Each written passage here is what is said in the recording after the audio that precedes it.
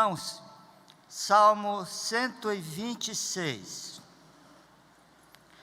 Quando o Senhor restaurou a sorte de Sião, ficamos como quem sonha.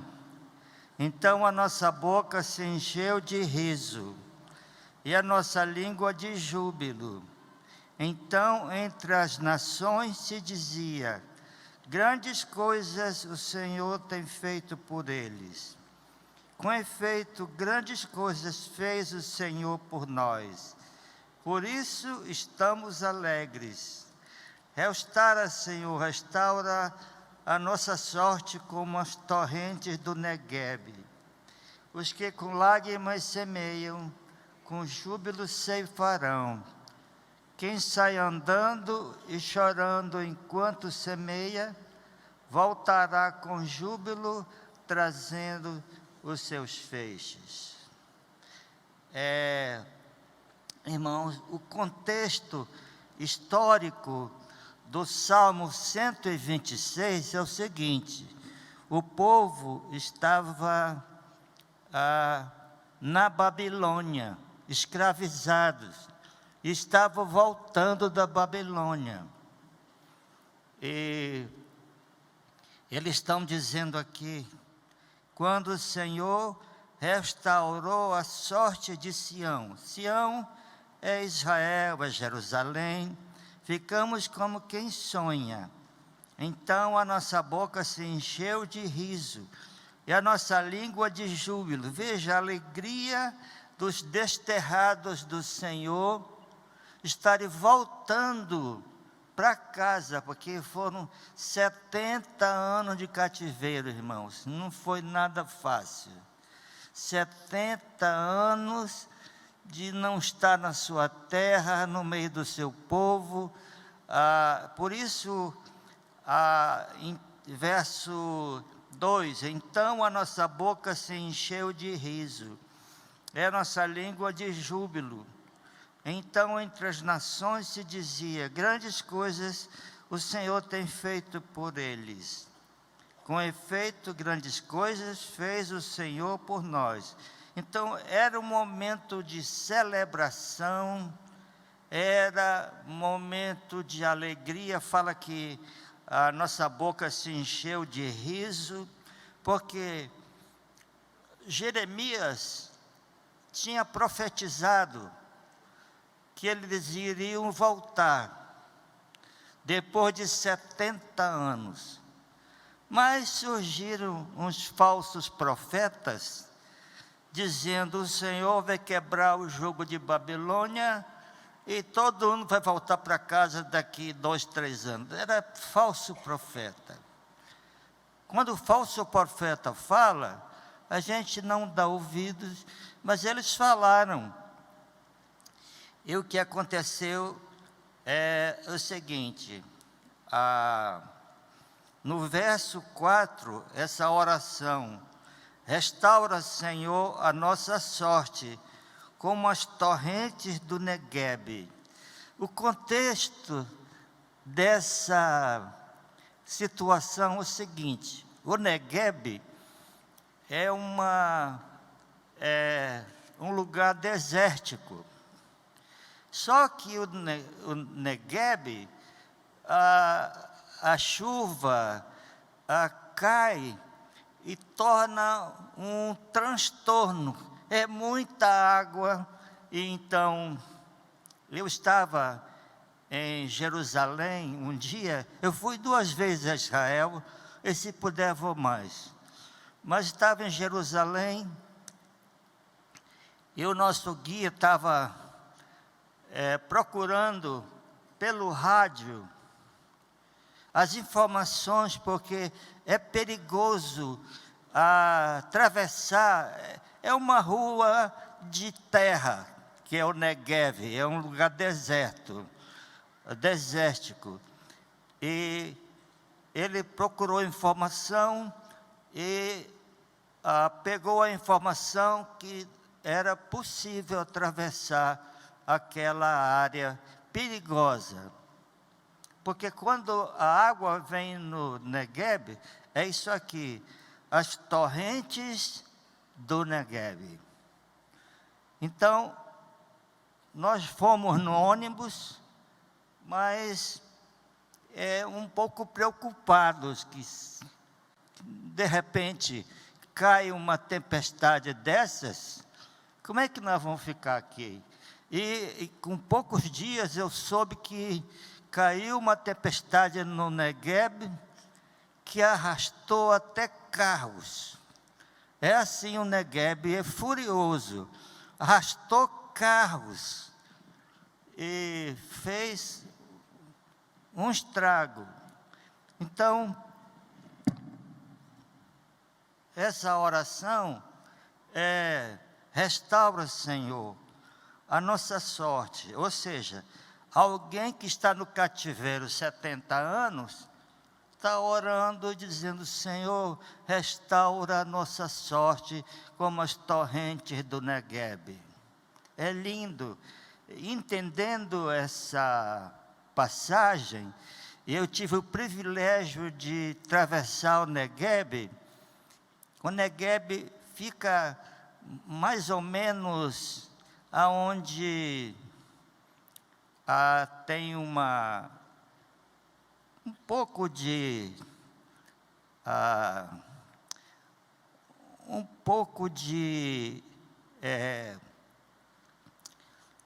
assim da mulher de Ló, é um deserto, é uma coisa assim. E Deus, pela sua misericórdia, fez com que Israel voltasse no cativeiro babilônico. Uma outra situação que tem mais a ver com as torrentes do Negueb os soldados assírios, eles cercaram Jerusalém. E Isaías, o rei Ezequias, falou: Isaías, a situação está difícil aqui. Porque você imagina, cercando a cidade, 185 mil soldados. Imagina isso. Mas aí, o que aconteceu? O Senhor mandou um anjo, e o anjo feriu. Isso está na Bíblia, irmãos, está lá no Antigo Testamento, está na Bíblia. Um anjo feriu 185 mil soldados assírios. É assim, a Babilônia está para cá, para o sul, e os assírios estão para o norte. Então, foram mortos aqueles 185 mil soldados numa noite. Isso é complicado para a matemática dos homens que não creem na palavra de Deus. Mas foi isso que aconteceu. Agora, irmãos, Sião, ficamos como quem sonha, nossa boca se encheu de riso e a nossa língua de júbilo. Imagina o que acontecia no cativeiro. Eu posso pensar assim, no cativeiro era um momento humilhante para a nação de Israel. Humilhante. Você não tem mais pátria, não tem soldado, não tem nada. Você está entregue nas mãos do inimigo. Agora, o contexto também era um contexto de depressão. Depressão. Humilhação, depressão, eu vejo aqui no Salmo 137, se você quiser abrir, eu agradeço. 137, tem uma palavra sobre o cativeiro. Diz assim: às margens do rio da Babilônia, nós nos assentávamos e chorávamos, lembrando de Sião. Nos salgueiros que lá havia, pendurávamos as nossas harpas, pois aqueles que nos levaram cativos nos pediam canções, e os nossos opressores que fôssemos alegres, dizendo: entoai-nos algum dos cânticos de Sião. Como, porém, haveríamos de entoar cântico do Senhor na terra estranha? Se eu de ti me esquecer, Jerusalém, que se resseque a minha mão direita. Então veja que apesar do sofrimento e tudo, ainda os inimigos pediam dele canções. E ele: como que nós vamos cantar numa situação dessa? Ou seja, cessou toda a alegria, cessou o júbilo. E, meus irmãos, vou pregar a palavra, mas vou dar um breve testemunho. Em 2016, eu fiquei com depressão uns 3 a 4 meses. 3 a 4 meses, e era o seguinte: eu estava trabalhando muito, eu tinha uma viagem para Salvador.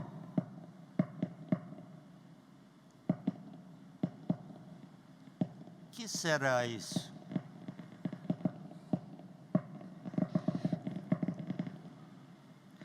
Pensei que eram fogos. Os americanos chamam de fireworks. Mas aí,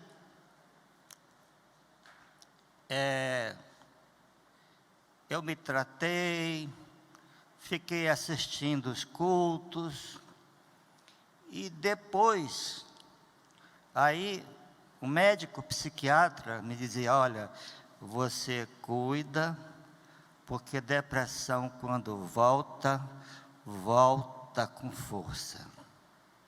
Mas aquilo não fazia sentido para mim, porque a minha vida não tinha mudado.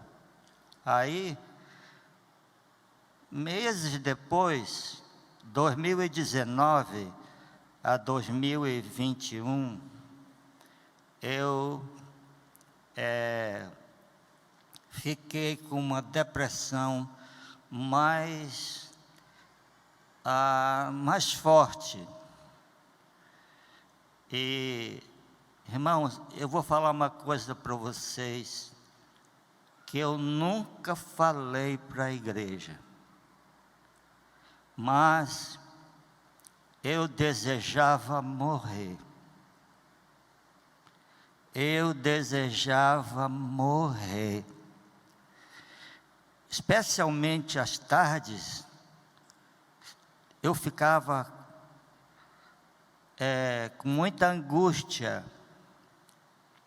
e com muito sofrimento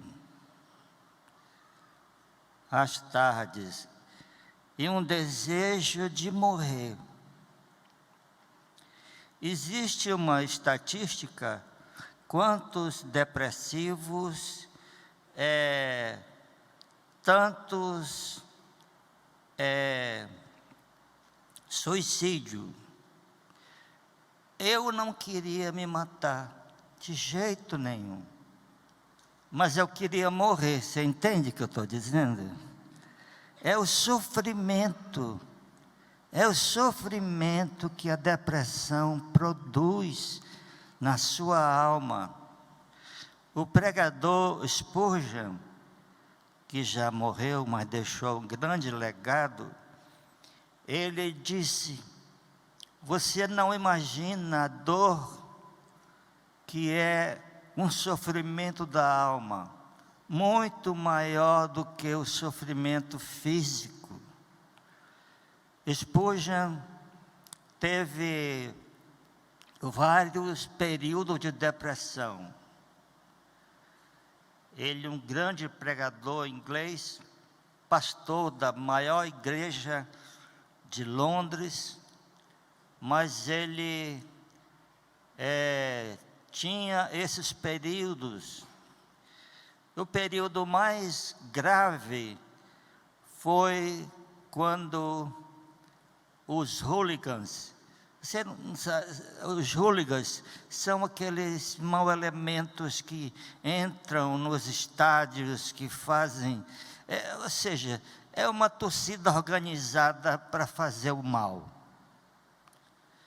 E aí os hooligans, a igreja que o pastor Spurgeon estava crescendo muito, e os hooligans combinaram de entrar na igreja e gritar: fogo, fogo, fogo. Imagina uma igreja assim, com escadas.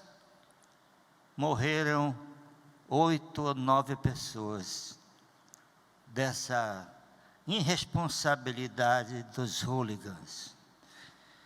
Ele ficou tão depressivo com isso, que aí os jornais caíram de pau em cima dele. Caíram de pau. Ele ficou muito, muito depressivo. Spurgeon tinha vários períodos de depressão. Ele saía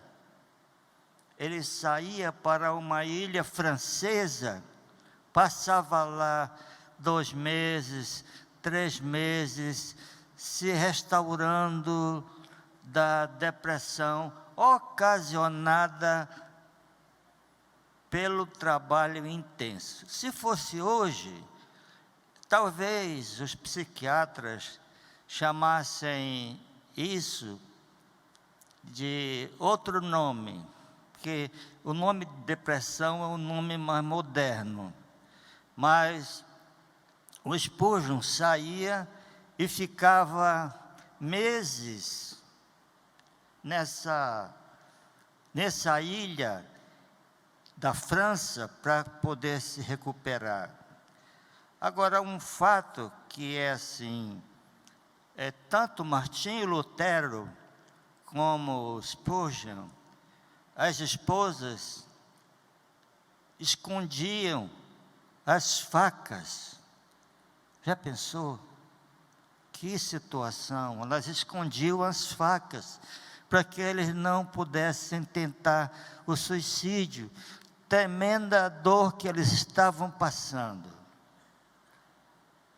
Mas Deus não permitiu nada disso. Eu ouço algumas pessoas falarem assim: depressão é do diabo. Eu penso assim: não sabe nada dessa doença.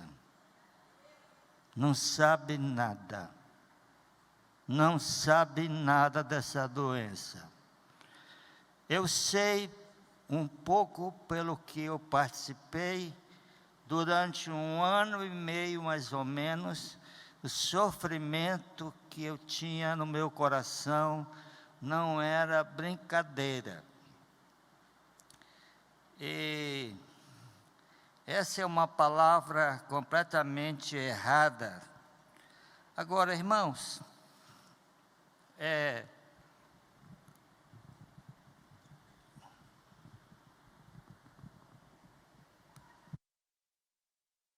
eu tinha uma maneira de me defender da depressão.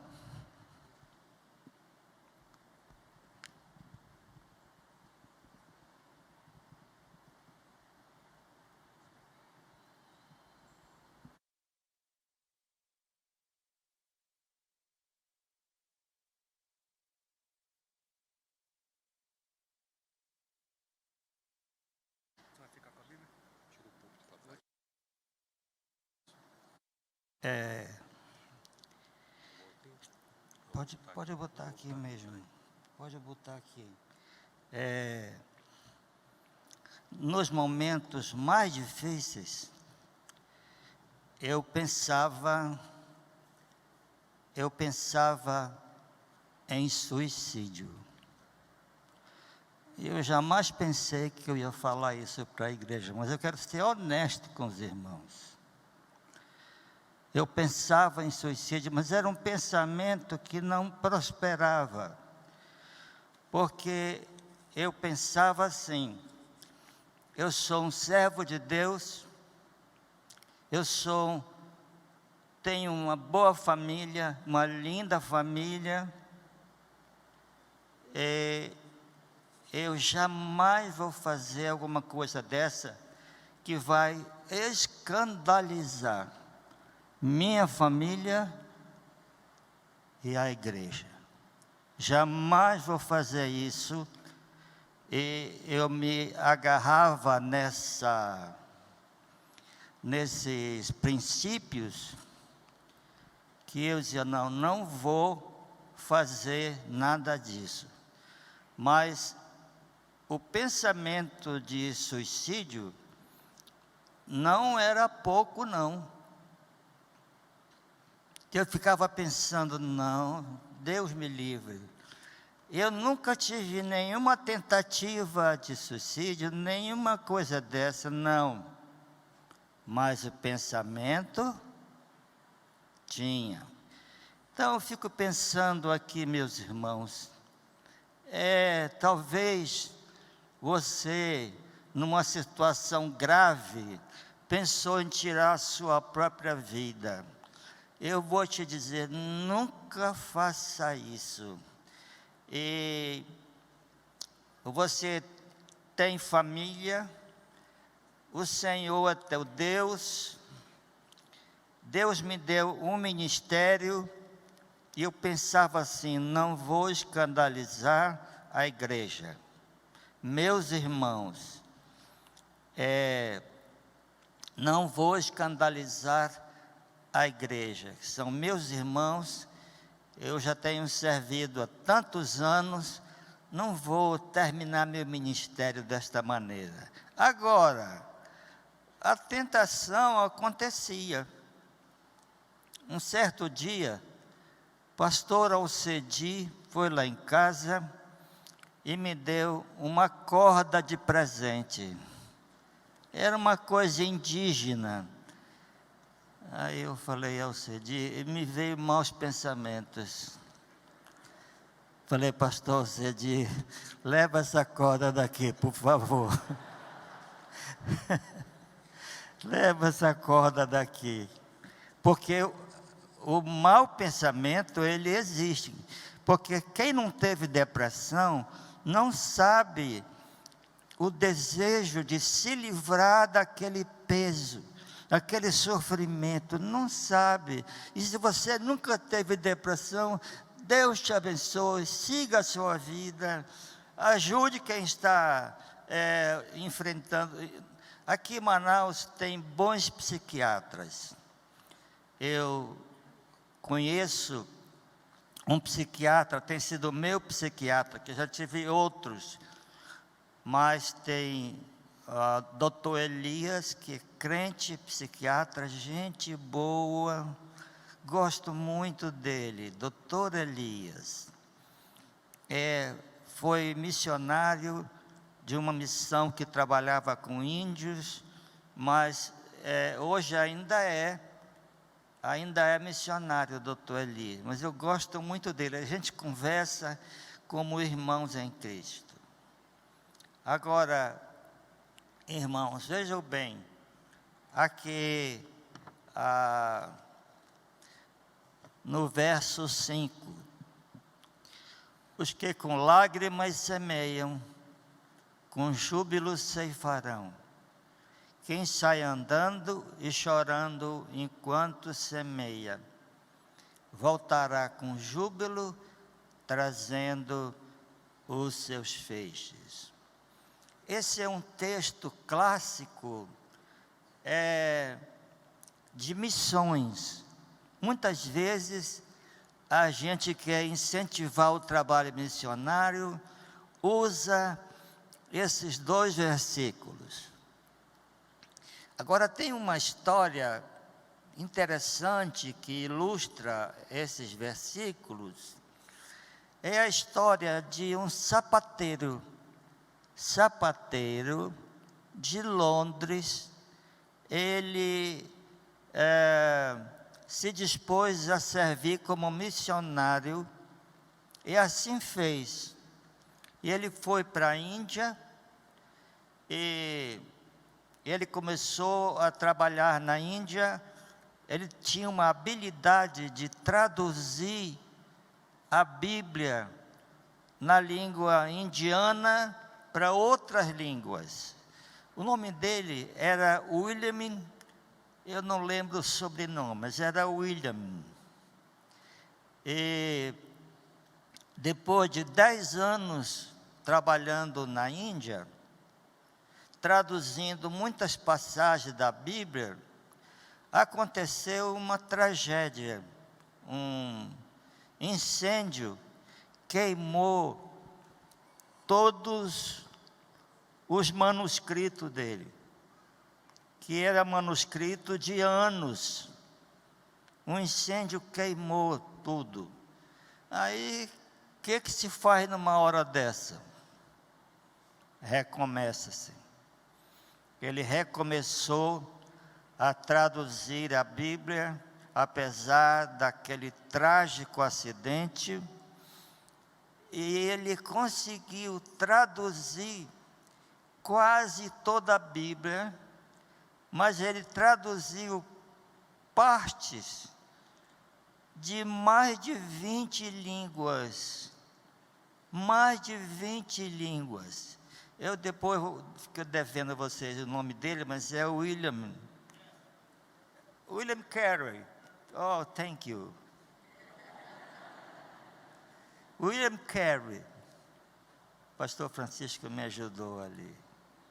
William Carey foi para a Índia, traduziu, e com todo o acidente, ele se dispôs a continuar traduzindo, e depois traduziu mais pedaços, eu não sei se é 20 ou 30, mas são muitos pedaços. Por exemplo, algumas pessoas traduzem João 3,16.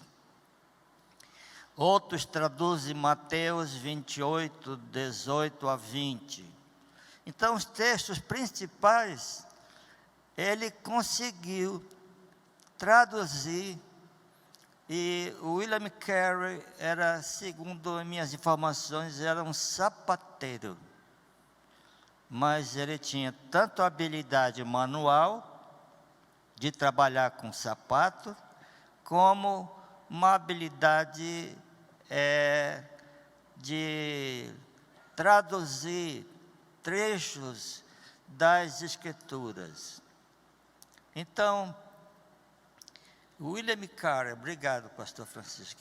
Eu hoje não estava lembrando do nome dele, mas eu tenho uma memória boa. Daqui a pouco eu o William. Não faltou o Carey. William Carey. Agora, irmãos, nós estamos num tempo, conferência missionária, tudo. A história de missões, eu queria incentivar vocês para vir para a conferência missionária.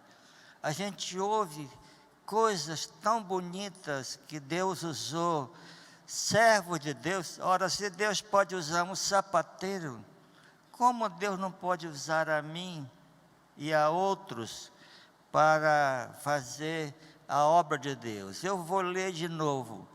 Os que com lágrimas semeiam, com júbilo ceifarão. Quem sai andando e chorando enquanto semeia, voltará com júbilo, trazendo os seus feixes. Que lindo, irmãos. Acho esse texto nunca mais vou esquecer, com essa ajuda aqui dos universitários. Mas,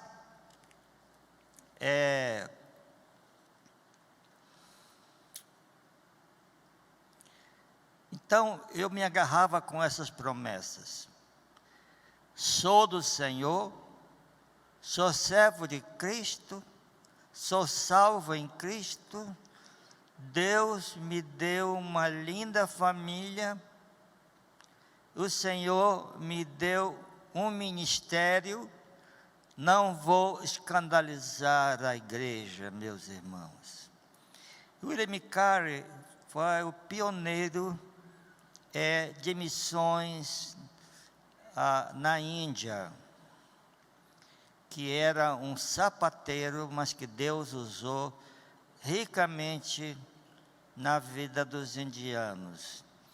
Olha, irmãos, nós estamos falando aqui um pouco de missões, e aí na terça-feira começa a conferência. Só mais uma coisa para nós encerrarmos. Eu já falei para a igreja isso, mas faz tempo. Eu usava um fusquinha bege, para ir para Manacapuru, e 3 vezes eu acordei, eu estava na direção do fusquinha, mas pelo menos 3 vezes eu acordei com o barulho da pissarra no paralama do fusquinha. Sabe o que é isso? O carro estava indo para um lugar completamente desconhecido, e aí a pissarra solta que estava na lateral bateu no paralama do fusquinha, e eu acordei assustado. Mas olha, irmãos, que Deus nos ajude. E eu tenho para mim que aquilo foi um livramento de Deus. Foi um livramento de Deus. 3 vezes, pelo menos, que eu não sou de aumentar, eu não sou evangelástico. Mas pelo menos 3 vezes eu acordei com a pissarra batendo no paralama, e eu virava para cá. Aí eu pedia do João Wilson para conversar comigo. O João estava mais bodado do que eu, aí não dava. Falava com o outro, Fernando Antônio, tem que falar comigo, eu estou na direção do carro, mas eu estou dormindo. O resultado é que Deus não deixou que nós tivéssemos acidente, problemas sérios. Mas, irmãos, eu quero deixar esta palavra final. Os que com lágrimas semeiam, com júbilo ceifarão. Quem sai andando e chorando enquanto semeia, voltará com júbilo, trazendo os seus feixes. Que promessa linda, promessa maravilhosa. Eu sempre me agarrei nessa promessa, porque ela fala do resultado de missões. E lágrimas semeiam, com júbilo ceifarão. Quem sai andando e chorando enquanto semeia, voltará com júbilo, trazendo os seus feixes. Que Deus abençoe a sua palavra, irmãos. Amém.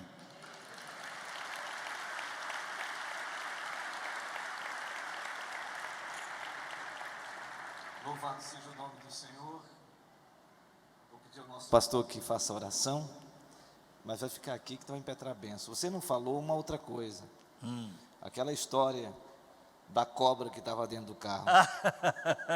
Mas está no livro. Está no livro, né? Está no livro. Exatamente, mas eu sei, eu lembro. Irmãos, deixa eu falar algo aqui importante. Eu reputo ser importante. Deus ressuscitou o pastor José João. Quem viu e vê-lo aqui pregando nós devemos dizer: louvado seja o nome do Senhor.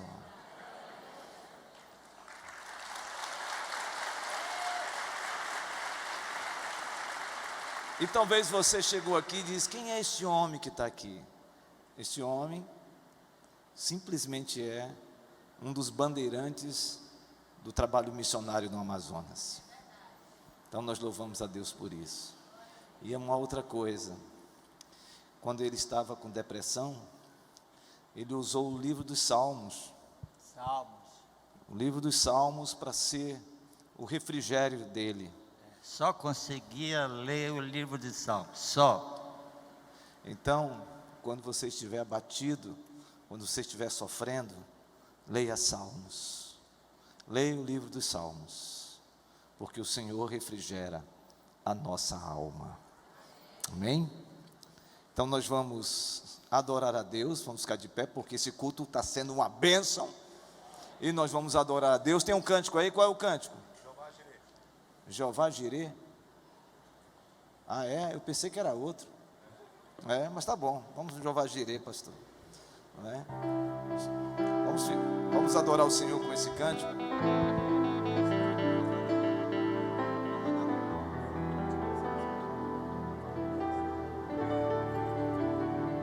Vamos adorar? Adore em espírito e em verdade.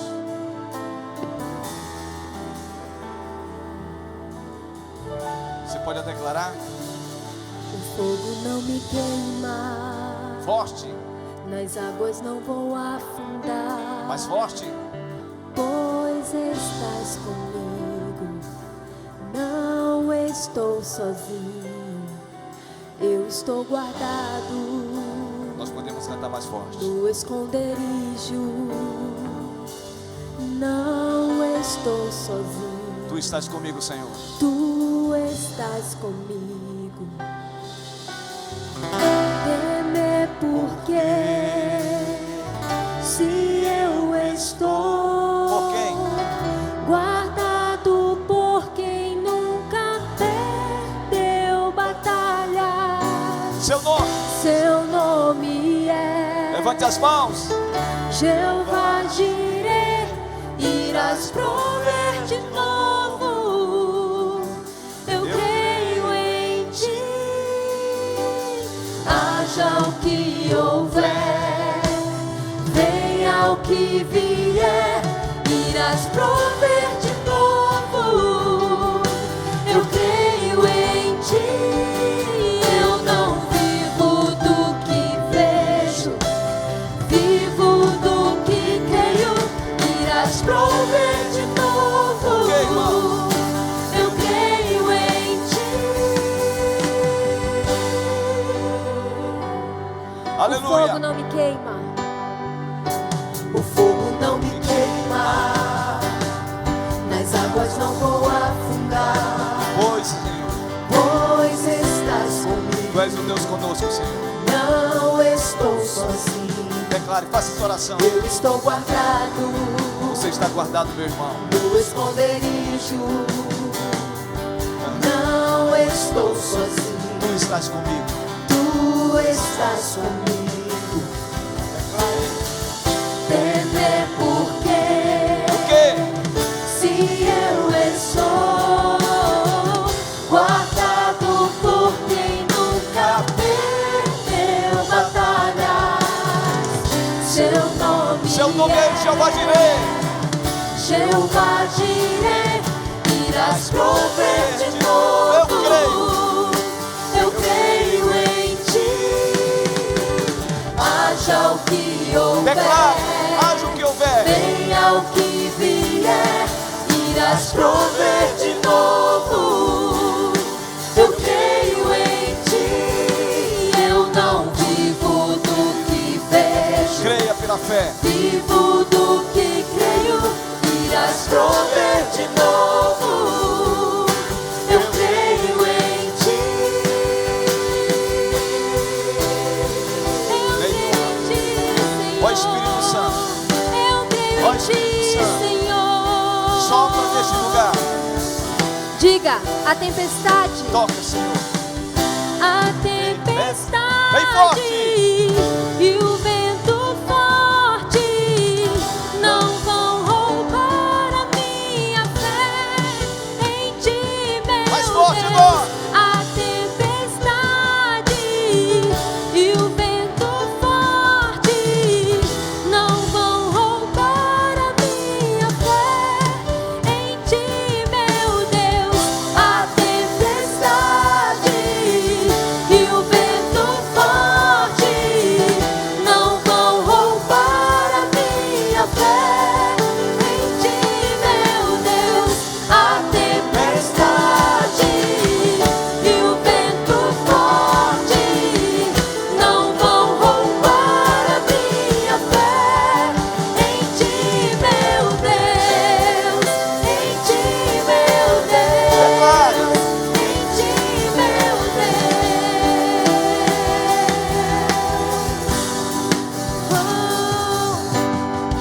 Temer porque Declare. se eu estou guardado por quem nunca perdeu batalhas, seu nome é Jeová Jireh, irás prover de novo. Eu creio Nós em cremos em ti, Senhor. Nós cremos em ti. haja o que houver, venha o que vier, irás prover de novo. Eu creio em ti, eu não vivo do que Declare ao vejo, Senhor. vivo do que creio, irás prover de novo. Eu creio em ti, Senhor. Eu creio em ti, Deus. Eu creio em ti, Senhor. Te adoramos.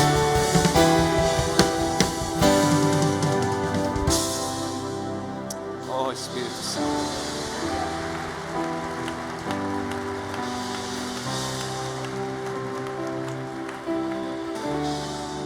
Obrigado, Senhor, por esta noite. Jesus, tu disseste: edificarei a minha igreja.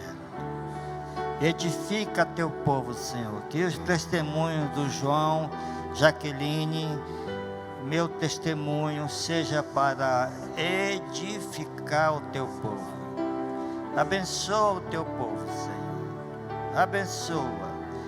E a graça do Senhor, o amor de Deus, o nosso Pai, as consolações, as virtudes do Espírito Santo esteja sobre vós, irmãos, e sobre a igreja do Senhor, que está espalhada sobre toda a terra, agora e para sempre.